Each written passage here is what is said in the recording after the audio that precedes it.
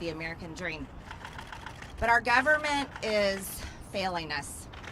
You see, we're approaching nearly $30 trillion in debt. As a successful business owner for over 20 years, if I ran my company the way this government runs and spends and wastes and puts us in debt with our own hard-earned tax dollars, I'd be out of business a long time ago and we'd be homeless on the streets.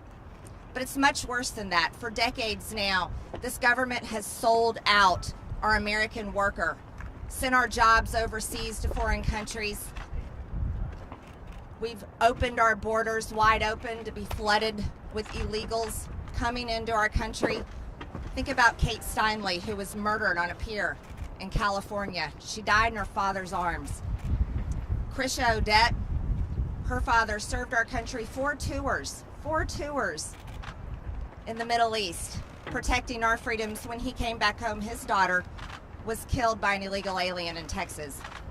These are the things that shouldn't happen. They want to leave our children defenseless, but they will surround this place with a big, beautiful border wall and a whole bunch of good guys with guns. See, these are the policies that disgust me. These are the policies that disgust the American people. And these are the policies of hypocrites. You see, when the people in charge want to just spend your money and you have no choice but to give it to them, and believe me, I've been a good taxpayer for years now, and I always will be.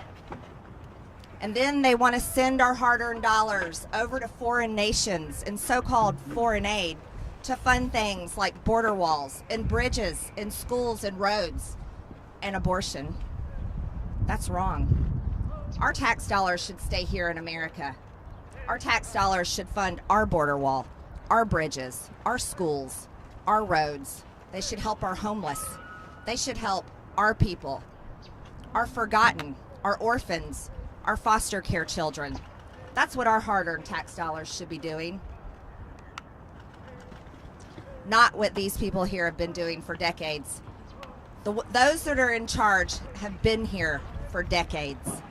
Decades. Do you know the average age of retirement? It's around 64, 65 years old in the private sector, but not here in Congress. They cling to power as long as they can because apparently it's addictive and they can't give it up.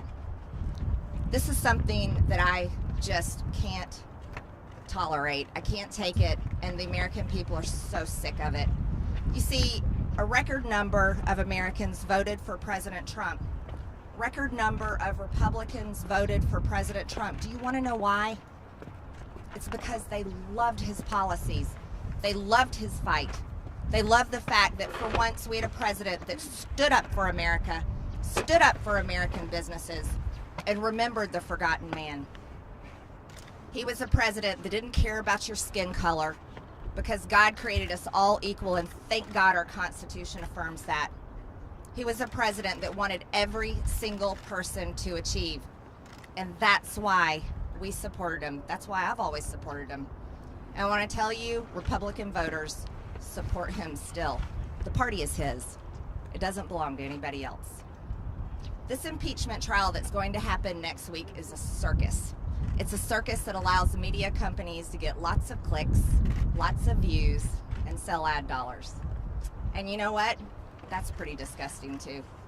Everyone here knows that he did not cause this attack on the Capitol, nor did I, nor did any Republican, but the responsibility falls squarely on those that invaded the Capitol, the ones that planned it ahead of time. Those are the people that should be held accountable. I was in the chamber, unlike AOC, Representative Ocasio-Cortez, that faked her outrage with another hoax. Just another hoax that gets shared everywhere. You see, those kind of fake lies, like AOC, Representative Cori Bush telling people that I attacked her when in fact it was on video that she attacked me. This is the kind of fake outrage that is dividing our Congress, along with the fake outrage on the news every single day that's dividing our people. You know what the media does, and you guys are great at it. And I'm telling you this because I want to like you. But you're doing a really good job at addicting our nation to hate. Teaching people to hate people like me, President Trump, And then on the right, it's the same way. Teaching people to hate AOC, Ilhan Omar, Nancy Pelosi. See, it goes both ways, doesn't it? But teaching people to hate and addicting them to it is killing our country. It's causing people to no longer be friends, families to no longer talk to each other, even husband and wives getting divorced, parents not talking to their children, and the other way around. I think that's terrible, and it's shameful. When you have such a platform as you have, what do you want your legacy to be? Do you want your legacy to be the platform that destroyed our nation and caused our people to hate one another? Or would you rather be a platform that told the truth because you're given the great gift, the freedom of press, so that you can tell the truth? I would love for you to be that platform, and I would be so proud of you. I wouldn't be mad at any of you, everyone. That being said, I'm going to let you guys go about your day. I know you got many things. Yeah, I'll take some questions. Yeah. I just wanted to ask you specifically. I know you talked yesterday. I listened to your speech, but you said on a video in January of 2019, I'm just going to read it to you verbatim. You said it's been taken out of context. Who are you with? What's your name? I'm Jessica Dean With CNN. By our law, representatives and senators can be kicked out and no longer serve in our government. And it's a crime punishable by death, is what treason is. This is what you said. Did you see my speech yesterday? How many stories did you report on Russian collusion conspiracy lies? No, I want to know, have you apologized for Russian collusion conspiracy lies? Have you? I don't have to. Do you stand by the fact that you said Nancy Pelosi is guilty of treason, and that's I think you heard my speech yesterday. You owe the people an apology. You lied about President Trump.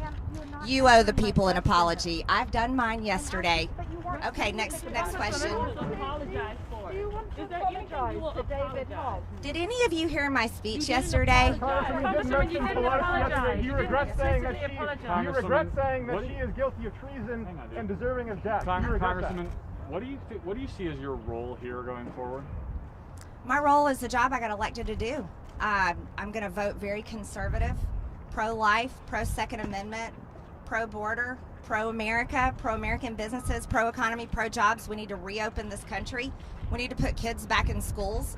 Keeping them at home is killing our children. Depression is high, suicide's high. We canceled prom, canceled graduation, canceled their lives. I'm going to be working hard on those policies, and I'm going to be holding the Republican Party accountable and pushing them to the right. Can I follow up on that? What do you say to those 11 Republicans? Thank you. Jen Pellegrino with OAN. You mentioned AOC, and I wanted to ask you about that. You know, your supporters commonly know you as MTG. There's a lot of comparisons that could be made as a freshman in Congress making waves, receiving positive and negative attention on both sides of the aisle. Would you say that perhaps you've maybe scared Democrats in the media as well, in the same way that AOC, when she stepped on the scene, kind of made waves among Republicans? I'd say there's a comparison between us and the fact that we really don't care what other people think about us, because I can say that for myself. I've never met her, but I assume she probably feels that way. But there's a major difference in us. AOC embraces policies of socialism to what you could call communism.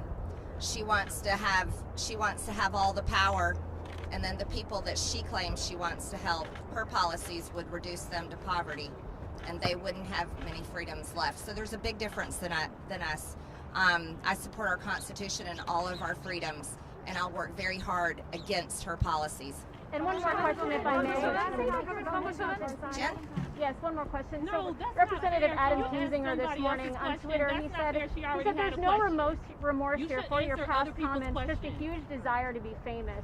What do you say to him and the other 10 Republicans that voted against or voted for removing you from the committee? Well, there were 10 that voted for impeachment against President Trump, and they definitely paid the price. They heard from Republican voters. There were 11 that voted against me yesterday, and that's something that our leaders should be very upset about.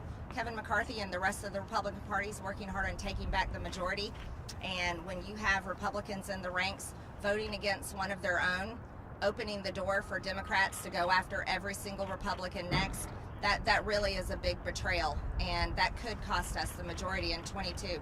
People are very angry. That's all I've heard from people all morning, furious about that. So I hope that my Republican colleagues really think about what they've done. I'm sure they're going to hear from their voters at home, because the base is loyal to President Trump, and the base has been very loyal to me, and they've shown me that.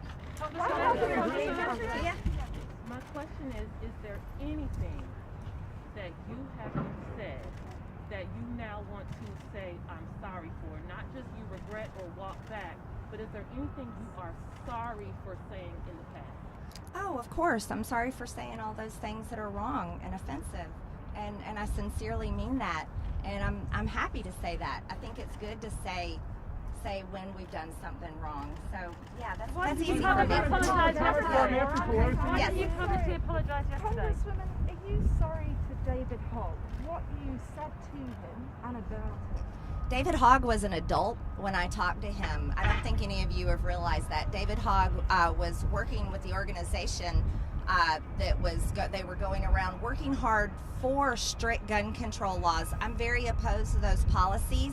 And so being in the same situation as David Hogg, my voice matters too. And so, no, I'm not sorry for telling him he shouldn't push for gun control. What we need to do is we need to protect our children. I think you're expecting we should protect our children and your baby as well with good guys with guns and not allow them to be sitting there sitting ducks. Yeah, thank you. You talked earlier about the media teaching people to hate, but wasn't it you who liked a page on Facebook, a comment saying Nancy Pelosi should get a bullet to the head? And didn't You know, this reminds me of when you guys would ask President Trump, President Trump, do you denounce white supremacy? And he would say, I denounce it. And then you would ask him again, and he would have to say, I denounce it. Those comments yesterday, did you? In your I speech? mentioned, I have You didn't said mention it. those specifically. You know, here's the thing. When you want to keep telling the same story over and over, but you don't want to tell the truth, that's your problem. Those were among the most And that's how we comments end you press made. conferences. Those were among the most Okay. President Trump.